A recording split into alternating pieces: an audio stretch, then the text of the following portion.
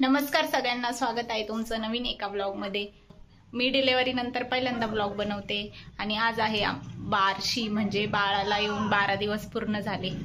तर आज बारशीचं फंक्शन असतं आमच्याकडं, बारसं म्हणून। तर मग त्याचं आज आम्ही आधी पूजा करणार आहे आणि नंतर मग संध्याकाळी भजन वगैरे असतं आणि पाळणा वगैरे बाळाला म्हणत असत्या।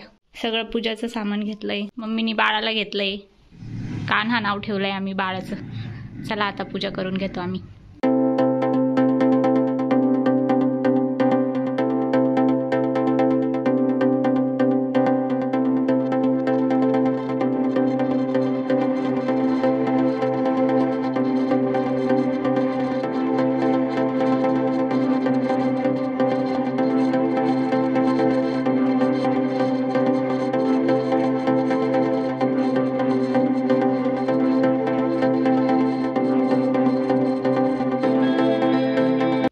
संध्याकाळचे 5 वाजले, माझा चहा वगैरे झालाय।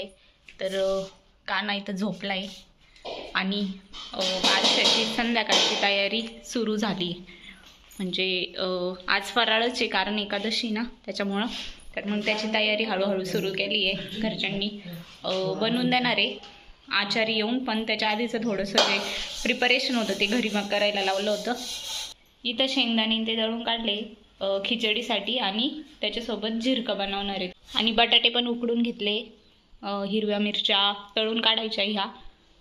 तर अशी तयारी सुरू झाली आणि ह्या तिघी जणी तयारी करताय, नानी, आत्या, मम्मी। थोड्या वेळाने आचारी येणार आहे आणि तो सगळं बनवून देणार आहे, खिचडी आणि झिरकं। आणि हॉल पण रिकामा केलाय, कारण संध्याकाळी इथं भजन होणार आहे। हॉलमधलं सगळं काढून इकडे लावून दिलंय, असं म्हणजे हॉल मोकळा केलाय सगळा।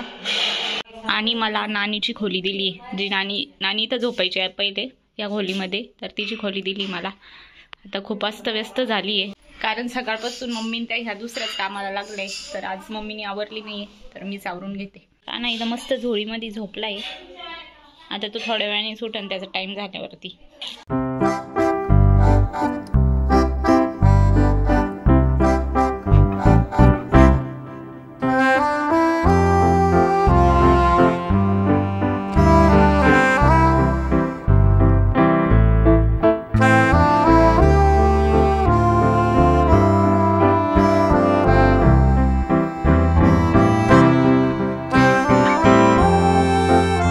रूम तर आवरून झाली आहे मस्त, आणि बाहेर स्वयंपाकाची तयारी पण सुरू झाली। स्वयंपाक म्हणजे फराळ आहे, आज एकादशी, त्यामुळे ही तयारी पण सुरू झाली।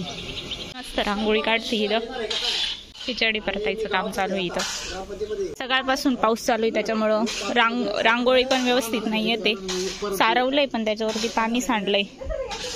कानाचे बारसे, खिचडी परतत आली आहे।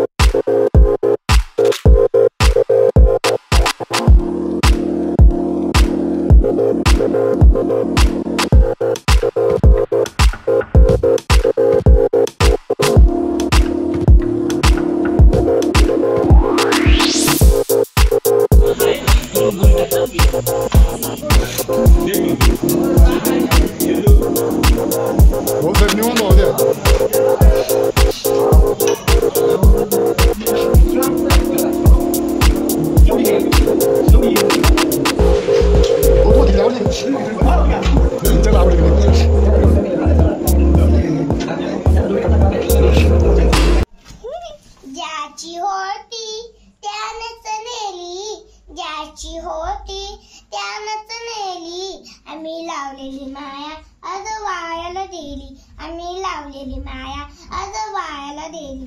चिमणी माझी उडून गेली, चिमणी माझी उडून गेली। मन हा तुझे कंबल हे छान शिकी शिकी, तुझे डिंपल हे पाहिजे ते गिफ्ट दे गिफ्ट दे गिफ्ट दे। सगळे आता फराळ करायला गेलाय मम्मीन त्या, माझ्या काकून त्या सगळ्या वरती फराळाचं ठेवलंय, कारण की खाली पाऊस चालू आहे आणि हॉलमध्ये भजन करायचं, त्याच्यामुळं फराळासाठी वरती दोन्ही रूममध्ये पंक्ती ठेवल्या होत्या आणि मी आणि कानुले इथं बसलोय।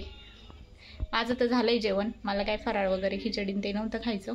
मी दूध आणि भाकरी खाल्ली आहे बाजरीची आणि आता त्या येतीनच आणि थोड्या वेळात लगेचच भजन सुरू होईल. तर मी तुम्हाला दाखवेल भजन पण कसं होतं ते.